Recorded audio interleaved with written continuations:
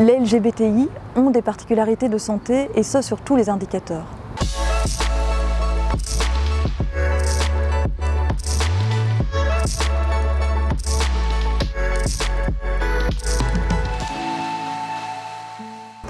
Les lesbiennes, par exemple, se retrouvent d'emblée au croisement de différents rapports de pouvoir et d'invisibilisation qui les rend encore plus singulièrement avec des problématiques de santé. Elles sont non seulement femmes et doivent faire avec le fait qu'elles sont minorisées de manière générale et attirées par d'autres femmes. Dans toute l'histoire de la sexualité et de leur appropriation de la santé, cette double invisibilisation a participé à des difficultés particulières qu'il s'agit de pouvoir mettre en évidence, visibiliser aussi bien pour les professionnels de la santé que pour les femmes elles-mêmes qui généralement ne sont pas au clair avec cette problématique.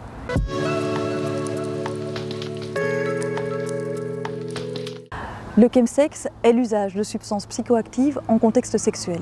Une étude menée par l'Observatoire du sida et des sexualités depuis 2 ans a permis de mettre en lumière les particularités de cette pratique. En effet, à côté de la panique morale associée à cette pratique du chemsex, on constate que ça permet un certain nombre de choses aux personnes. Un des premiers participants me racontait à quel point le chemsex lui permettait de sortir d'un certain isolement, de sortir d'une solitude, voire de rencontrer des personnes avec qui il pouvait envisager d'autres projets.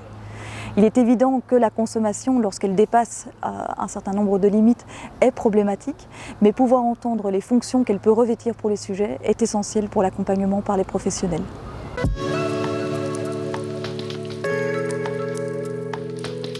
La pratique du chemsex reste quelque chose qui peut être très facilement jugé et moralement condamné. Il est essentiel que les professionnels de la santé et de la santé mentale puissent se représenter que cette pratique existe, qu'elle a des fonctions pour la communauté et que les sujets qui en arrivent chez un praticien à discuter de cela ont déjà dû faire un chemin sur eux-mêmes pour pouvoir s'autoriser et se légitimer dans cette pratique. En tant que professionnel, si on ne se sent pas outillé pour pouvoir accompagner ces patients, pouvoir les réorienter vers d'autres collègues qui le seraient plus est évidemment la première chose à faire. À cet égard, le site chemsex.be donne un certain nombre de lieux d'adresse et de conseils, aussi bien aux professionnels qu'aux usagers, qui peut leur permettre de soit réduire les risques, soit être réorientés dans un service de soins.